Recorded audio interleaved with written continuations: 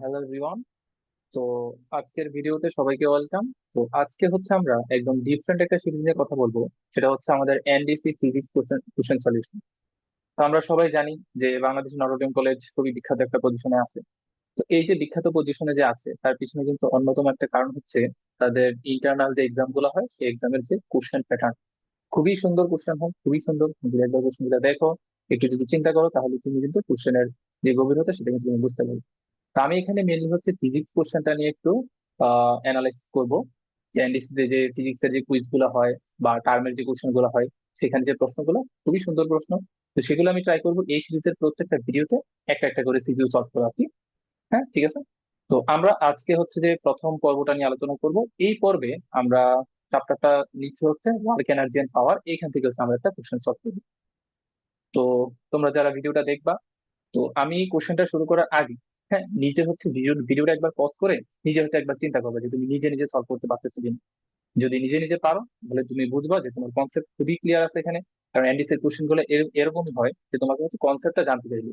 যে আমরা যেমন দেখি যে এইচএসসি পরীক্ষায় যে গদ বাঁধা যে সিকিউ গুলো আসে, মানে সেম টাইপ থেকে, এইটা কিন্তু এনডিসি আসে না। মানে আমি এ পর্যন্ত একটাও দেখি নাই যে ফিজিক্সে একটা কোশ্চেন, ধরো একটা পরীক্ষায় আসছে, এই সেম কোশ্চেনটা পরবর্তী কোনো পরীক্ষায় রিপিট হয়েছে, এরকম পর্যন্ত আমি দেখিনি। প্রত্যেকটা পরীক্ষাতে কিন্তু তাদের একদম ইউনিক কোশ্চেনটা থাকে, খুবই কনসেপচুয়াল কোশ্চেন। তো আমরা শুরু করি আজকে। তো এই হচ্ছে যে আমাদের প্রথম কোশ্চেনটা। এই কোশ্চেনটা সম্ভবত এই 2026 সালেই জানুয়ারির দিকে, 2025 ডিসেম্বরে সম্ভবত কুইজে আসছিল, আমার এক্সাক্টলি খেয়াল নাই। এক স্টুডেন্ট থেকে পাইছিলাম আমি এটা, এনডিসি স্টুডেন্ট থেকে। তো এই হচ্ছে যে কোশ্চেনটা। তো কোশ্চেনটা হচ্ছে আমরা আবারও বলতেছি যে তুমি একবার ভিডিওটা পজ করে কোশ্চেনটা হচ্ছে একবার নিজে নিজে প্র্যাকটিস করো। হ্যাঁ, নিজে নিজে একবার প্র্যাকটিস করো, তারপর যদি পারো তাহলে তো খুবই ভালো। যদি না না পারো তাহলে হচ্ছে আমার সলিউশনের সাথে মিলাও। তো আমরা এটা এবার একটু আলোচনা করি। তো দেখো, প্রথম কোশ্চেনটাতে বলা হয়েছে যে ক্ষমতার মাত্রা সমীকরণ। তো এটা একদম ইজি, এটা আমরা একদম 9-10 থেকে জানি ক্ষমতার মাত্রা সমীকরণ। তো এটা আমি একটু ডিটেলসে দেখাচ্ছি। যে ধরো, প্রথম কোশ্চেনটা, যে ক্ষমতা পাওয়ার। তো পাওয়ার সমান আমরা কি জানি, যে একক সময় যে পরিমাণ ওয়ার্ক ডান হয়, ডাব্লিউ ডিভাইডেড টি। তো ডাব্লিউ কে আবার কি বলতে পারি, আমরা একদম শর্টকাটে লিখছি যে এফ এস টি। দেখো তো, এস বাই টি এটাকে কি আবার আমরা ভ্যালোসিটি বলতে পারি না? Okay, অর্থাৎ আমি হচ্ছে তোমার মাত্রা সমীকরণ বের করার জন্য একদম শর্টকাটে আগাচ্ছি আর কি। তো এবার খেয়াল করো যে ফোর্স কে আবার কি বলা যায়, যে ম্যাস ইন্টু অ্যাক্সিলারেশন আর ভি থাকলো। এবার হচ্ছে তুমি এখানে মাত্রা সমীকরণ গুলো বসাই দেবে। তো ভরের জন্য আমরা কি ইউজ করি, ক্যাপিটাল এম ইউজ করি। ত্বরণের জন্য কি এল টি ইনভার্স টু ইউজ করি। আর ভ্যালোসিটির জন্য কত, যে এল টি ইনভার্স ওয়ান। এল টি ইনভার্স ওয়ান। তাহলে এখান থেকে তুমি যদি গুণ করো, তাহলে কি আসে এখানে, এম আসে একটা, তারপর এখানে এল স্কোয়ার আসে এখানে, তারপর টি ইনভার্স সি আসে। তো এটাই কিন্তু হচ্ছে আমাদের ক্ষমতার যে মাত্রা সমীকরণ আছে সেটা। তো অবশ্যই থার্ড ব্র্যাকেটের ভিতরে লিখবা, কারণ ক্ষমতা হচ্ছে মানে মাত্রা সমীকরণ হচ্ছে থার্ড ব্র্যাকেটের ভিতরে লেখা লাগবে, ঠিক? আচ্ছা। তো তাহলে এখানে একটা থার্ড ব্র্যাকেট ইউজ করতে পারো, এটা নিয়ে প্যারা নেই। গেল এটা। তো তোমরা চাইলে এটা মুখস্থ রাখতে পারো যে M L square T inverse C, এটা হচ্ছে কি ক্ষমতা।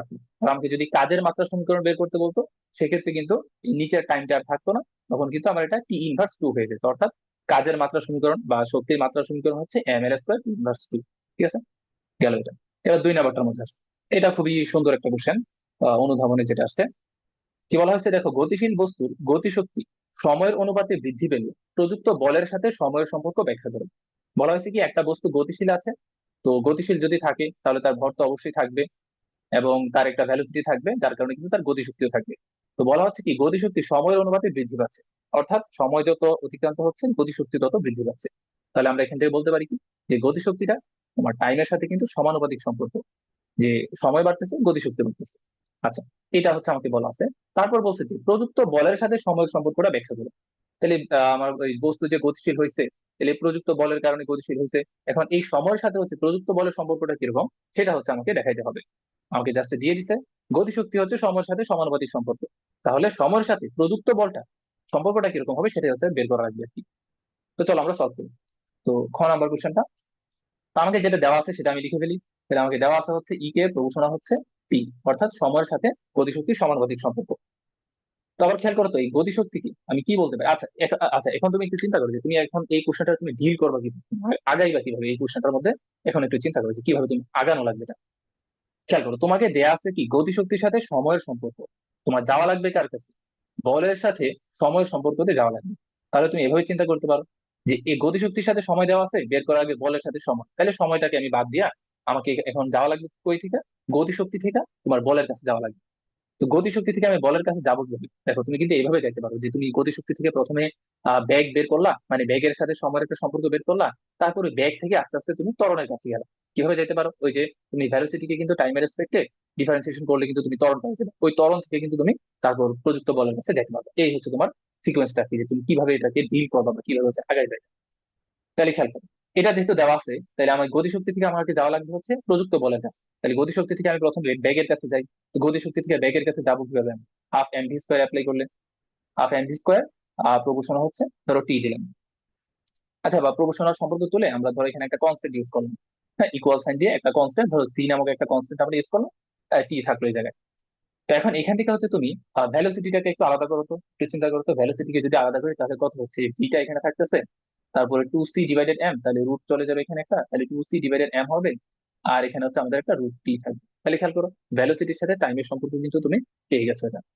তো এখন লাগবে কি? প্রযুক্ত বলের কাছে যাওয়া লাগবে। তো প্রযুক্ত বলের কাছে যাওয়ার জন্য আমার কিন্তু আগে হচ্ছে তোমার ব্যাগ থেকে ত্বরণের কাছে যাওয়া লাগবে। হ্যাঁ, তো আমি ব্যাগ থেকে সরাসরি ত্বরণের কাছে না গিয়ে আমি হচ্ছে এখানে তোমার একদম সরাসরি বলের ফর্মুলাটাই লিখে ফেলতেছি, ওইখান থেকে হচ্ছে আমি একদম তাই ইয়ার কাছে চলে যাবো, মানে ব্যাগ থেকে বলের কাছে চলে যাবো। কিভাবে? এই যে এম, তাহলে এফ ইকুয়াল এম, আমরা জানি নিউটনের দ্বিতীয় সূত্র থেকে, তাহলে এম এখানে থাকলো। তো এখন এই ত্বরণকে আবার কি বলা যায়? এই যে ডিভি ডিটি, আমরা জানি। এবার খেয়াল করো, যে এম থাকলো এই জায়গায়, তাহলে ডি ডিটিটা এই জায়গায় থাকলো। তো ভি তো আমরা পাইছি এখান থেকে, তো ওটা বসাই দেবো এই জায়গায়। যে সেটা কত? Root over two C divided হচ্ছে এম, আর এখানে রুট ওভার টিটা থাকলো। এখন তোমার কাজ হচ্ছে এখানে তোমার আহ এটা ক্যালকুলেশন করা লাগবে। তো খেয়াল করো, ক্যালকুলেশন যদি করি তাহলে আমি এখান থেকে কি বলতে পারি? এফ ইকুয়াল এম থাকলো এই জায়গায়। আচ্ছা, আরেকটা জিনিস এখানে তুমি করতে পারো, খেয়াল করো যে এই জিনিসটা কিন্তু পুরোটা কনস্ট্যান্ট, তাই না? ঠিক তো হচ্ছে, আমি একটা কনস্ট্যান্ট বস্তুর ভরও তো আমরা নিউটনের মেকানিক্স কনস্ট্যান্ট ধরে নিই। তাহলে কি এটার কিন্তু কোনো ডিফারেন্সিয়েশন হবে না, এটা কিন্তু বাইরে চলে আসে। বাইরে যদি চলে আসে তাহলে root over two C divide হচ্ছে এন বাইরে চলে আসে। তাহলে আমরা ডিফারেন্সিয়েশন করবো কাকে? রুট ওভার টি কে হচ্ছে ডিফারেন্সিয়েশন করবো। তাহলে ডি ডিটি, আর এখানে থাকলে হচ্ছে রুট ওভার টি। তো রুট ওভার টি এর ডিফারেন্সিয়েশন কি হয় তা আশা করি আমরা সবাই জানি, আমরা যারা অন্তর্গ্রহণ করছি তারা কিন্তু আমরা বলতে পারবো। তো আমাদের ক্যালকুলেশনটা দাঁড়াচ্ছে হচ্ছে এরকম, যে এম থাকলো এখানে root over two C divided এমটা থাকলো এই জায়গায়। আর এই রুট ওভার টি এর ডিফারেন্সিয়েশন কি আসবে? তোমার one by root over T, right? One by root over, এটা কিন্তু আসবে। তাহলে এবার খেয়াল করতো, যে এইখানে যে পার্ট আছে এই পুরোটাকে একটা কনস্ট্যান্ট না? সিও তো কনস্ট্যান্ট, বস্তুর ভরও কনস্ট্যান্ট, এখানে কি ওয়ান বাই টু এটাও একটা কনস্ট্যান্ট। তাহলে এবার একটু চিন্তা করতো, তোমার এফ এর সাথে তোমার টাইমের সম্পর্কটা কিরকম আসলো? আমরা কি এরকম বলতে পারি যে কনস্ট্যান্ট গুলা সরাই আর ইকুয়াল সাইন সরাই আমরা হচ্ছে একটা প্রপোর্শনাল সাইন দিলাম, আর এখানে কি one by root over T. তো এইটাই কিন্তু আমরা অ্যাকচুয়ালি কোশ্চেনে জানতে চাইছি, যে প্রযুক্ত বলের সাথে সময়ের সম্পর্ক কিরকম হবে? বর্গমূল, মানে সময়ের বর্গমূলের ব্যস্তানুপাতিক। প্রযুক্ত বলটা হবে সময়ের বর্গমূলের ব্যস্তানুপাতিক। ঠিক আছে? তো এটা বেশ ভালো একটা কোশ্চেন। তো এই টাইপের কোশ্চেন দেখবে তুমি ঢাকা ইউনিভার্সিটির এমসিকিউ তে কিন্তু আসে। এই যে এরকম প্রপোর্শন, মানে সমানুপাতিক দিয়া এরকম কিছু এমসিকিউ, হ্যাঁ, প্রতি বছরই দেখবা দু একটা করে কিন্তু আসে এগুলা। ঠিক আছে, গেল এটা। আচ্ছা, আমরা হচ্ছে এবার 3 নাম্বারে আসি। তো আরেকটা কথা বলি, সেটা হচ্ছে তোমার এই এনডিসি এর কোশ্চেন গুলো সলভ করে কিন্তু ভালো একটা অ্যাডভান্টেজ তুমি পাইবা হচ্ছে অ্যাডমিশন টেস্ট। বিশেষ করে বুয়েট যে অ্যাডমিশন টেস্ট, তুমি ওখানে খুব ভালো একটা অ্যাডভান্টেজ পাইবা ফিজিক্স কোশ্চেন গুলো সলভ করলে। কারণ তুমি বুয়েট অ্যাডমিশন টেস্টে তুমি দেখবা অনেকগুলো প্রবলেম কিন্তু তোমার একদম অজানা থেকে আসবে। অজানা বলতে যেই প্রবলেম তুমি আগে কখনোই দেখো, ওই প্রবলেম গুলো যদি তুমি ডিল করতে চাও ইনস্ট্যান্ট, তো সেক্ষেত্রে কিন্তু তোমার আগের একটা এক্সপিরিয়েন্স লাগবে। একটু কঠিন টাইপের প্রবলেম বা একটু কনসেপচুয়াল প্রবলেম সলভ করার একটা এক্সপিরিয়েন্স লাগবে। সেই এক্সপিরিয়েন্সটা আসবে হচ্ছে তোমার এই টাইপের কোশ্চেন থেকে, এনডিসি যে কোশ্চেন ব্যাপারটা সেইখান থেকে হচ্ছে আসবে। ঠিক আছে? আচ্ছা, তো আমাদের 1 নাম্বার গেল, 2 নাম্বার গেল, এবার 3 নাম্বারটার মধ্যে 3 নাম্বারে বলা হয়েছে কি? আচ্ছা, তার জন্য আমাদের উদ্দীপকটা লাগবে। তো উদ্দীপকটা আমরা একটু বোঝার ট্রাই করি, উদ্দীপকটা কি বলা হয়েছে এখানে।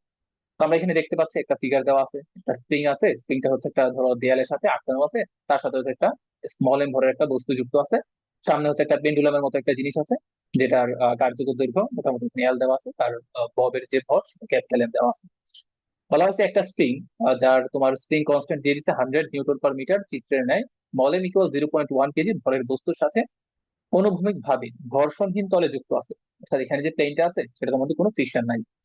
স্প্রিংটিকে সর্বোচ্চ সংকুচিত করে ছেড়ে দিলে, অর্থাৎ তুমি এই যে স্মল এম যেটা আছে এটাকে তুমি একটু পেছনের দিকে নিবা। পেছনের দিকে যদি নেই তাহলে কি হবে? স্প্রিংটা একটু সংকুচিত হবে।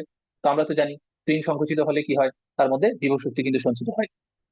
এটাই বলা হয়েছে যে স্প্রিংকে সর্বোচ্চ সংকুচিত করে ছেড়ে দিলে সর্বোচ্চ প্রসারণের মুহূর্ত। তাহলে তুমি চিন্তা করো, স্প্রিংটাকে যদি তুমি সংকুচিত করে দাও তাহলে কি হবে? স্প্রিং এর মধ্যে একটা বিভব শক্তি সঞ্চিত হবে।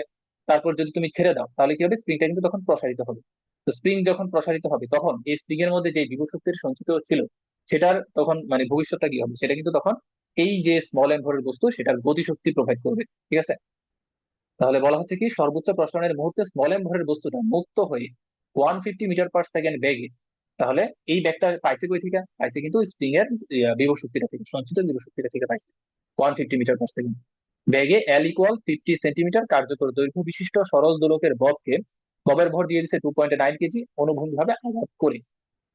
আচ্ছা, তো আমাদের গ নাম্বার সলভ করার জন্য এতটুকু ইনফরমেশনই লাগবে। তো গ নাম্বারে বলা হয়েছে কি স্প্রিং এর সর্বোচ্চ সংকোচনের পরিমাণটা নির্ণয় করো, অর্থাৎ তুমি স্প্রিংটাকে কতটুকু সংকুচিত করছো।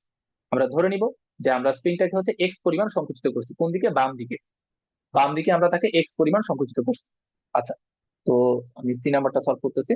তো খেয়াল করো, স্প্রিংটাকে যদি সংকুচিত করি তাহলে আমরা কিন্তু বলছি আগেই যে স্প্রিং এর মধ্যে কিন্তু একটা বিভব শক্তি সঞ্চিত হবে। আর এই শক্তি সংরক্ষণশীলতা নীতি অনুযায়ী আমরা জানি যে শক্তির কোনো সৃষ্টি নেই, ধ্বংস নাই, জাস্ট এক অবস্থা থেকে আরেক অবস্থায় সে কনভার্ট হবে। তাহলে এই যে তার মধ্যে শক্তি যে সঞ্চিত হইলো হাফ কে এক্স স্কোয়ার পরিমাণ শক্তি, তো এটার ফর্মুলা আশা করি আমরা সবাই জানি। যারা আমরা কাজ শক্তি ক্ষমতা অধ্যায় পড়ছি তারা আশা করি এই ফর্মুলাটা সবাই জানি, 9-10 থেকে জানি এটা। স্প্রিং কে এক্স পরিমাণ সংকুচিত করলে বা এক্স পরিমাণ প্রসারিত করলে তার মধ্যে এই পরিমাণ শক্তি হচ্ছে সঞ্চিত হয়, হাফ কে এক্স স্কোয়ার। তাহলে এই শক্তিটা কিসে কনভার্ট হয়েছে?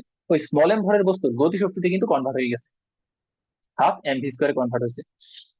তো এখানে কিন্তু কোনো লস হয় নাই, কারণ আমাকে এখানে বলে দিচ্ছে যে আমার যে যে তলটা আছে, যে তলের উপর হচ্ছে আমার স্প্রিংটা বা এই বস্তুটা আছে সেটা কিন্তু ফ্রিকশনলেস, কিন্তু কোশ্চেনে বলে দিচ্ছে, যার কারণে এখানে কোনো এনার্জি লস কিন্তু হবে না। তো এখান থেকে আমরা ইজিলি কিন্তু এক্স এর ভ্যালুটা বের করতে পারি। তাহলে দুই সাইড থেকে আমরা হাফ হাফ বাদ দিলাম, কে এর ভ্যালু আমাকে দেওয়া আছে 100, এখানে থাকলো হচ্ছে x square equal small M কত, স্মল এম দেওয়া আছে না এখানে 0.1 কেজি, 0.1 কেজি, এবং স্মল এম ভরের বস্তু 150 মিটার পার সেকেন্ড ভ্যালোসিটি কিন্তু লাভ করছে। তো এখান থেকে আমরা ইজিলি এক্স এর ভ্যালুটা বের করতে পারবো। এক্স এর ভ্যালু কত হয় আমি ক্যালকুলেট করতেছি।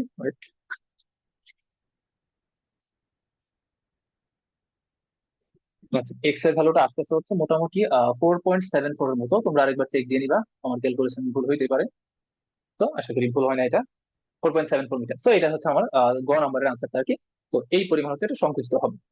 তো এতটুকু পর্যন্ত মোটামুটি ইজি ছিল। আচ্ছা, এখানে আরেকটা কথা বলে নেই যে এনডিসির যে কোশ্চেন গুলো আছে সেগুলো তিনটা টাইপের কোশ্চেন প্যাটার্নে আমি ভাগ করে দিব প্রত্যেকটা ইয়াতে। একটা হচ্ছে কি তোমার ইজি, আর একটা হচ্ছে মিডিয়াম, আর একটা হচ্ছে হার্ড। তো এই তিনটা ক্যাটাগরির মধ্যে এই যে কোশ্চেনটা আছে এই কোশ্চেনটা মোটামুটি আমার মনে হয় যে আমার কাছে মনে হলো এটা হচ্ছে মিডিয়াম ক্যাটাগরিতে পড়বে, অর্থাৎ এটা অত বেশি হার্ড না, আবার অত বেশি সহজও না, কিন্তু এটা মিডিয়াম ক্যাটাগরিতে আমার পার্সপেক্টিভ থেকে আর কি আমি মিডিয়াম ক্যাটাগরিতে রাখবো তবে। আচ্ছা, তো এবার আসো, এবার হচ্ছে আমরা এই ঘ নাম্বারটা সলভ করি। তাহলে এই তিনটা মোটামুটি আমরা ইজিলি সলভ করে আসতে পারছি। এবার চলো আমরা ঘ নাম্বারটা সলভ করি। তো ঘ নাম্বার এটা হচ্ছে আমরা পরবর্তী পেজে সলভ করি, এই যে এখানে। তো এটাতে একটু ভালোই একটু চিন্তা করা লাগবে, একটু মাথা কাটানো লাগবে, একটু চিন্তা করে দেখো। দেখো বলা হয়েছে কি। আচ্ছা, উদ্দীপক আমরা কতটুকু পর্যন্ত পড়ছিলাম? এই যে এতটুকু পর্যন্ত পড়ছে যে স্প্রিংটাকে তুমি সংকুচিত করছো, যার কারণে স্প্রিং এর বিভব শক্তিটা স্মল এম ভরের বস্তু গতি শক্তিতে কনভার্ট হয়েছে। সে একটা ভ্যালোসিটি পাইছিল 150 মিটার পার সেকেন্ড বেগে, হচ্ছে সে এই ববটাকে এসে আঘাত করছে। আঘাত করার পরে তুমি চিন্তা করো তো কি হবে। যে বলছে কি যে আঘাত করার পর বস্তু দুইটা সংযুক্ত হয়ে, অর্থাৎ দুইটা বস্তু মিলিত হয়ে গেছে, দুইটা বস্তু মিলিত হয়ে গেছে এখানে এসে, সংযুক্ত হয়ে গতিপথের কোনো এক মুহূর্তে 45 ডিগ্রি কোন অবস্থান করবে। তাহলে একটু চিন্তা করো, এটা যখন এভাবে এসে যখন আঘাত করবে এখানে, আঘাত করার পর মুহূর্তে কি হবে? এটা কিন্তু এইভাবে কিন্তু একটু তোমার মানে সরল দোলকের ববের মতো কিন্তু এরকম একটা দোলন, মানে দোলনের মতো একটা গতিপথে যাবে আর কি। এই যে এরকম ভাবে যাবে। এখন আমাকে বের করতে বলছে ধরো 45 ডিগ্রি কোন একটা পজিশন আমরা যদি চিন্তা করি এই জায়গাতে, এই যে এরকম ধরো 45 ডিগ্রি একটা পজিশন এখানে, এই যে এখানের যে কোনটা সেটা ধরো কথার কথা আমরা 45 ডিগ্রি চিন্তা করলাম। 45 ডিগ্রি পজিশন এইখানে যখন আসবে, মানে মিলিত বস্তুটা, মিলিত বস্তু কত? স্মল এম প্লাস হচ্ছে ক্যাপিটাল এম, এই হচ্ছে আমার সেই মিলিত বস্তুটা। তো 45 ডিগ্রি পজিশনে যখন আসবে তখন আমাকে বলা হয়েছে যে ঘ নাম্বার কোশ্চেনে যান্ত্রিক শক্তির সংরক্ষণশীলতা নীতি ব্যবহার করে 45 ডিগ্রি অবস্থায় সরল দোলকের সুতার টান নির্ণয় করা সম্ভব কিনা। অর্থাৎ এই পজিশনের জন্য এই যে সুতাটা আছে এই সুতার মধ্যে কি পরিমাণ টেনশন ফোর্স জেনারেট হচ্ছে সেটা তুমি নির্ণয় করতে পারবা কিনা সেটাই হচ্ছে জিজ্ঞেস করা হয়েছে। আচ্ছা, এখন এখন এখন তুমি একটু ঠান্ডা মাথায় চিন্তা করো যে তুমি কিভাবে হচ্ছে আগাইবা, কোশ্চেনটাতে তুমি কিভাবে আগাইবা, অর্থাৎ কিসের পর কি কাজ করা লাগবে তোমার এখানে। তো একটু স্টেপ বাই স্টেপ চিন্তা করো, এটা হচ্ছে ফিজিক্সে কিন্তু কোশ্চেন ডিল করার একটা বেস। তুমি হচ্ছে স্টেপ বাই স্টেপ চিন্তা করো। তো দেখো আমরা প্রথমে একটু চিন্তা করি একদম শুরু থেকে ঘটনাটা একটু ইমাজিন করতে, এখানে কাহিনীটা কি হচ্ছে। কাহিনী হচ্ছে হচ্ছে এই স্মল এম ভরের বস্তু একটা ভ্যালোসিটি নিয়ে এই ক্যাপিটাল এম কে আঘাত করছে। কত ভ্যালোসিটি নিয়ে আঘাত করছে? 150 মিটার পার সেকেন্ড বেগ নিয়ে আঘাত করছে। আঘাত করার পর দুইটা কি হচ্ছে, দুইটা বস্তু সংযুক্ত হয়ে গেছে। তাহলে খেয়াল করো তো এতটুকু কনসেপ্ট দিয়ে আমরা কিন্তু 9-10-এও কিন্তু পড়ছি এগুলা। যে দুইটা বস্তু সংঘর্ষ হয়েছে, দুইটা বস্তু মিলিত হয়েছে, তারপর আমরা কি কাজ করতাম? তারপর হচ্ছে আমরা তাদের মিলিত ব্যাখ্যা বের করতাম। কারণ তুমি খেয়াল করো যে এই পয়েন্টে তারা কিন্তু মিলিত ব্যাখ্যা নিয়েই কিন্তু সে আস্তে আস্তে এখানে আসবে, ঠিক আছে? তো আমার কাজ হচ্ছে এখন এই পজিশনে যখন তাদের মধ্যে সংঘর্ষটা হয়েছে, সংঘর্ষের পরে তারা যখন মিলিত হয়ে গেছে, তাদের মিলিত ব্যাখ্যা কত সেটা আমরা বের করবো, ঠিক আছে? আচ্ছা, মিলিত ব্যাখ্যা আমরা বের করবো। তো চলো আমরা প্রথমে মিলিত ব্যাখ্যা হিসাব করি। যে নাম্বারটা আমরা সলভ করতেছি, মিলিত ব্যাখ্যা হিসাব করবো কিভাবে? তো প্রথমে হচ্ছে তুমি ইয়ার সূত্রটা অ্যাপ্লাই করো, ওই যে ভরবেগের সংরক্ষণশীলতা নীতি। তাহলে খেয়াল করো, স্মল এম ভরের বস্তু সংঘর্ষের পূর্বে তার ব্যাগ কত ছিল? 150 ইকুয়াল, হ্যাঁ এটা হচ্ছে আমার আদি ভরবেগটা আর কি। ফাইনাল ভরবেগটা তাহলে কত হচ্ছে? স্মল এম প্লাস হচ্ছে ক্যাপিটাল এম। আর ক্যাপিটাল এম তো শুরুতে স্থির ছিল, বা এইভাবে লিখতে পারো প্লাস ক্যাপিটাল এম ইন্টু 0। আর এখানে ধরো যে সংঘর্ষের পর মুহূর্তে যে ব্যাগটা, মানে এই পজিশন, হ্যাঁ তাদের যে মিলিত ব্যাগটা, সেটা ধরো হচ্ছে আমি V1 বললাম। হ্যাঁ মিলিত ব্যাগটা V1 বললাম। তাহলে এখানে কত আসবে? এখানে আসবে হচ্ছে V1 আসবে। তো এখন আমার কাজ হচ্ছে মিলিত ব্যাগটা হিসাব করা। তো এখান থেকে মিলিত ব্যাগটা যদি হিসাব করো তাহলে কত আসবে দেখো তো। স্মল এম কত? 0.1 কেজি, 0.1 ইন্টু হচ্ছে 150। আর এখানে হচ্ছে স্মল এম 0.1 প্লাস হচ্ছে ক্যাপিটাল এম কত? 2.9। 2.9 ইন্টু হচ্ছে V1। তো এখানে যদি ক্যালকুলেশন করো তাহলে কত? এখানে আসবে 15, এখানে আসবে 3, তাহলে 15কে 3 দিয়ে ভাগ করলে এটা আসবে 5। তার মানে V1 এর ভ্যালু আসবে হচ্ছে 5 মিটার পার সেকেন্ড। অর্থাৎ এই তাদের যে মিলিত ব্যাগটা কিন্তু আমি পেয়ে গেছি 5 মিটার পার সেকেন্ড। ঠিক আছে, মিলিত ব্যাগ আমি পেয়ে গেছি। ওকে, এবার আসো, মিলিত ব্যাগ পাইলাম। আচ্ছা, এবার আমাকে বের করতে বলছিল কি সুতার টান। তা এখন তুমি চিন্তা করো, তুমি যদি নিউটনীয় বলবিদ্যা যদি ভালো করে পড়ে থাকো, তাহলে এই জিনিসটা তোমার অবশ্যই জানা উচিত যে উলম্ব তলে বৃত্তাকার গতি, এই কনসেপ্টটা আসলে তুমি পড়ছো। উলম্ব তলে বৃত্তাকার গতি নিউটনীয় বলবিদ্যা। তো উলম্ব তলে বৃত্তাকার গতি, তো এখন দেখো তো এই জিনিসটা কি আমার উলম্ব তলে বৃত্তাকার গতির মতো হচ্ছে না? এই যে এখানে এসে ধাক্কা দিল, সে হচ্ছে এখানে আসলো, এই জায়গাতে আসলো। তো উলম্ব তলে বৃত্তাকার গতির ক্ষেত্রে বা আমাদের এই যে টেনশন ফোর্সের ফর্মুলাটা কি ছিল মনে আছে? টেনশন ফোর্সের জেনারেল ফর্মুলাটা, ধর আমি জেনারেল ফর্মুলা লিখতেছি, হ্যাঁ, স্মল এম ভরের বস্তুর জন্য। আমি সবকিছু বাদ দিই। আচ্ছা আমি একবার এটার জন্য লিখি যে জেনারেল ফর্মুলা কি ছিল। ধরো মিলিত ভরটাই আমি নিচ্ছি, small M plus capital M. General formula কি ছিল আমাদের? এই যে small M plus capital M V square divided R, তাই তো? আর মানে কি? সুতার দৈর্ঘ্যটা। তো এখানে সুতার দৈর্ঘ্য কত? সুতার দৈর্ঘ্য হচ্ছে ক্যাপিটাল এম, তো ধরো আমি এখানে সরাসরি ক্যাপিটাল এম বসাই দিলাম। আচ্ছা, এখন কথা হচ্ছে এই ভি কোনটা, এই ভি কোনটা? এই ভিটা হচ্ছে তুমি যেই পজিশনে তুমি ক্যালকুলেট করতেছো টেনশন ফোর্সটা, সেই পজিশনের ভ্যালোসিটিটা, ঠিক আছে, সেই পজিশনের ভ্যালোসিটিটা। তো এখানে যেহেতু আমি মানে সংঘর্ষের একদম পর মুহূর্তে তাদের মিলিত ব্যাগটাকে V1 ধরছি, আর এখানে ধরো আমি তাদের ব্যাগটাকে আমি V2 ধরবো, তাহলে এখানে কি হবে? V2 হবে কিন্তু, ঠিক আছে? তাহলে small M plus capital M V2 square by L plus plus plus আর কি ছিল একটু মনে করো, ট্রাই করো আর কি ছিল। আর ছিল হচ্ছে small M plus capital M M G cos theta, M G cos theta. Cos theta, theta মানে কত? 45 ডিগ্রি বলে দিচ্ছি। এই যে সূত্রটা, এই সূত্র আসছে কই থেকে? আসতে হচ্ছে তুমি এটা জানার জন্য তোমাকে আগে নিউটনের বলে ভালো করে পড়া লাগবে, উলম্ব তলে বৃত্তাকার গতি, এই কনসেপ্টটা জানা থাকা লাগবে। ওইখান থেকে হচ্ছে এইটা আমরা লিখতে পারলাম। এখন তুমি চিন্তা করো আমি যদি এখান থেকে টি এর ভ্যালুটা যদি বের করতে চাই, আমার কাছে কি কি আননোন ভ্যালু আছে এই জায়গাতে, মানে কি কি ভ্যালু বের করা লাগবে। দেখো তো এখানে কিন্তু আমি সবকিছুর ভ্যালু জানি, কার ভ্যালুটা জানি না? এই V2 ভ্যালু কিন্তু আমি জানি না। জানি হচ্ছে V1 এর ভ্যালু, লাগবে হচ্ছে V2 ভ্যালু। তাহলে এখন তোমার কাজ কি? তোমার কাজ হচ্ছে এখান থেকে এই V2 ভ্যালুটা বের করা। এই V2 ভ্যালু হচ্ছে তোমার ক্যালকুলেট করা লাগবে। আচ্ছা, এখন এই V2 ভ্যালু যদি ক্যালকুলেট করতে চাই, তার জন্য সবচেয়ে একটা ইজি ওয়ে হচ্ছে এখানে শক্তির সংরক্ষণশীলতা নীতি অ্যাপ্লাই করা লাগবে। এই যে তোমাকে কোশ্চেন আরো বলেই দিচ্ছে জায়গায় যে শক্তির সংরক্ষণশীলতা নীতি ব্যবহার করা লাগবে। যদি নাও বলতো তাহলে কিন্তু আমরা শক্তির সংরক্ষণশীলতা নীতি এখানে অ্যাপ্লাই করতাম, ঠিক আছে? তো এখন আমরা এখানে যদি শক্তির সংরক্ষণশীলতা নীতি একটা অ্যাপ্লাই করি, তাহলে খেয়াল করো তো কি হচ্ছে। আমরা এখানে ধরো দুইটা পজিশনের নাম দিলাম, দুইটা পজিশন, একটা পজিশন ধরো এ পজিশন, একদম লোয়েস্ট যে পজিশন এটাকে এ পজিশন নাম দিলাম। আর 45 ডিগ্রির যে পজিশন তাকে ধরো আমরা বি পজিশন নাম দিলাম। এখন এই যে দুইটা পজিশন বা দুইটা পয়েন্ট, এই দুইটা পয়েন্টে আমরা conservation of energy law apply করবো। কনজারভেশন অফ এনার্জি ল কি বলতেছে? যে দুইটা পয়েন্টে মোট শক্তি বা মোট যান্ত্রিক শক্তি সবসময় হচ্ছে আমার কনস্ট্যান্ট থাকবে। তাহলে আমরা বলতে পারি এ পয়েন্টের টোটাল এনার্জি ইকুয়াল হবে কার? বি পয়েন্টের টোটাল এনার্জির ইকুয়াল হবে। তাহলে খেয়াল করতো যে এ পয়েন্টের টোটাল এনার্জি আমার কি হচ্ছে, যে এ পয়েন্টে আমরা যদি চিন্তা করি এবং আমরা যদি এটাকে যদি ভূমি লেভেল চিন্তা করি, এই যে ডটের যে লাইনটা আছে এটাকে যদি আমরা ভূমি লেভেল চিন্তা করি, তাহলে আমাদের বলতে পারি যে এ পয়েন্টটা যেহেতু একদম ভূমিতে আছে, তাহলে এখানে কোনো বিভব শক্তি থাকবে না, পুরোটাই থাকবে হচ্ছে তার গতি শক্তি থাকবে। তো এ পয়েন্টে আমরা যদি গতিশক্তি হিসাব করতে চাই তাহলে আমরা কত বসাবো? তাহলে বিভব শক্তিটা হচ্ছে 0, প্লাস গতিশক্তি কি half M V square, M বলতে কত small M plus capital M, এবং ভি বলতে কত ভি 1 স্কোয়ার। কারণ এই যে এ পজিশনে বা এ পয়েন্টে তাদের যে মিলিত বেগ সেটা কিন্তু ভি 1 ছিল। ইকুয়াল, এবার আসো বি পজিশন। তো বি পজিশনে দেখো, বি পজিশনটা কিন্তু ভূমি থেকে একটা নির্দিষ্ট উচ্চতায় আছে। আবার বি পজিশনে কিন্তু একটা ভ্যালোসিটি কিন্তু আছে ভি 2। এখন কিন্তু বি পজিশনে তোমার বিভব শক্তি থাকবে, কিন্তু তার গতিশক্তি কিন্তু থাকবে। তো বিভব শক্তিটা যদি আমরা লিখি তাহলে বিভব শক্তি কত আসবে? এম জি এইচ, অর্থাৎ small M plus capital M into হচ্ছে জি এইচ, প্লাস গতিশক্তি, গতিশক্তি কত? Half M V square, M বলতে কত এম প্লাস মানে small M plus capital M into হচ্ছে ভি 2 স্কোয়ার।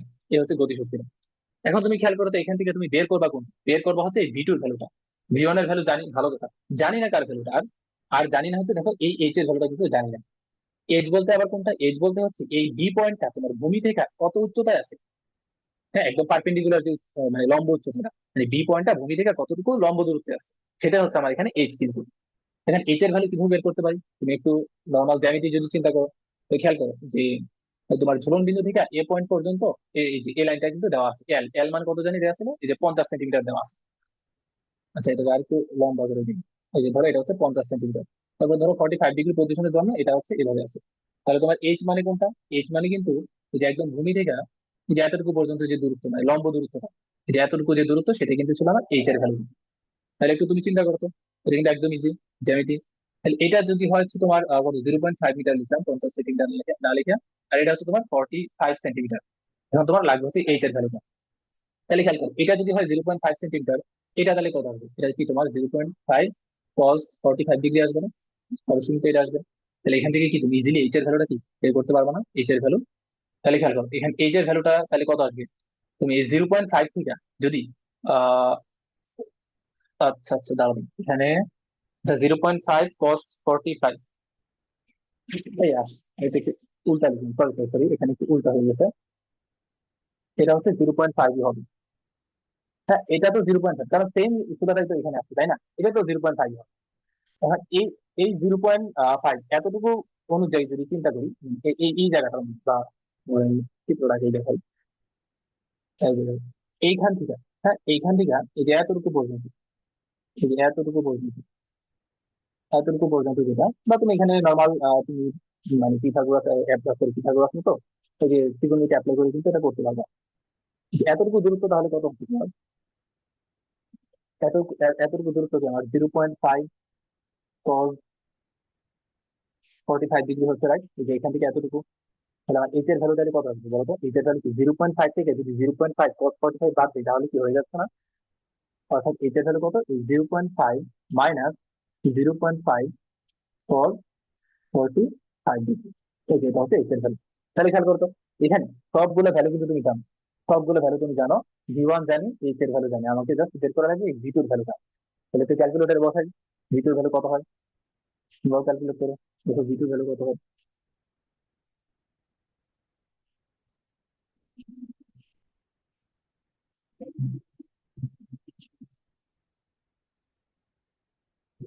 আচ্ছা, ভি 2 এর ভ্যালু আসতেছে মোটামুটি আমার এরকম আসতেছে, তোমরা আরেকবার চেক দিয়ে নিবা। আচ্ছা, ভি 2 ভ্যালু বের না করে আমি সরাসরি ভি 2 স্কোয়ারের ভ্যালুটা বের করি। আচ্ছা, স্কোয়ার করি তাহলে স্কোয়ারের ভ্যালুটা বের করলে আমার সুবিধা হবে, কারণ দেখো এই যে তোমার টেনশনের মধ্যে, মানে টেনশন করতে মধ্যে কিন্তু ভি 2 স্কোয়ারের ভ্যালুটা আছে। স্কোয়ারের ভ্যালুটা আসবে হচ্ছে তোমার মোটামুটি এরকম যে 22.13 metre per second square. V 2 স্কোয়ারের ভ্যালু কিন্তু আমি পেয়ে গেছি। এই দেখো, এবার সবকিছু আমি জানি, এবার হচ্ছে জাস্ট তুমি ইনফরমেশন গুলা ওই যে টি এর যে ইকুয়েশনটা আছে ওটার মধ্যে তুমি ইনপুট দিয়ে দিবা। স্মল এম এর ভ্যালু আমি জানি, ক্যাপিটাল এম আমি জানি, ভি 2 জানি, তারপর এল এর ভ্যালু তো জানি, সবকিছু জানি। তো সবগুলো ভ্যালু এখানে বসাও, এই যে টি এর ইকুয়েশনটার মধ্যে, এই যে এই ইকুয়েশনটার মধ্যে সবগুলো ভ্যালু এখানে ইনপুট দাও। ইনপুট দিলে কত আসবে? ক্যালকুলেট করতো কত আসে, আমরা একটু ক্যালকুলেট করে দেখি কত আসে। সবগুলো ভ্যালু বসাই। স্মল এম তো দেওয়া আছে এখানে 0.1, ক্যাপিটাল এমও দেওয়া আছে 2.9, ভি 2 স্কোয়ারের ভ্যালু আমরা পাইলাম, এল এর ভ্যালু দেওয়া আছে 0.5, বাকি সবকিছু দেওয়া আছে এখানে। তো এবার হচ্ছে আমরা হ্যাঁ বসাইলে মোটামুটি আমাদের এরকম একটা রেজাল্ট আসতেছে। তোমরা আরেকবার চেক করে দেখবা, 153.57 নিউটন। তো আমার এরকম একটা রেজাল্ট আসতেছে। তো এটা হচ্ছে আমাদের ফাইনাল আনসার। তো বলা হচ্ছিল কি যে সুতার টান নির্ণয় করা সম্ভব হবে কিনা? হ্যাঁ সম্ভব, ইয়েস, সুতার টানটা নির্ণয় করা সম্ভব। তো এই ছিল যে আমাদের পর্ব 1। তো পর্ব একে আমরা বেশ সুন্দর একটা প্রবলেম সলভ করলাম। তো এটা আমরা মিডিয়াম ক্যাটাগরিতে রাখবো, কারণ হালকা একটু চিন্তা করা লাগে, অত কঠিন চিন্তা করা লাগে না এটার জন্য। তো এটা আর কি। তো এই টাইপের প্রবলেম নিয়ে হচ্ছে আমাদের এই সিরিজটা। তো পরের ভিডিওতে আমরা নতুন আরেকটা চ্যাপ্টার নিয়ে আর কি ডিল করবো, ঠিক আছে?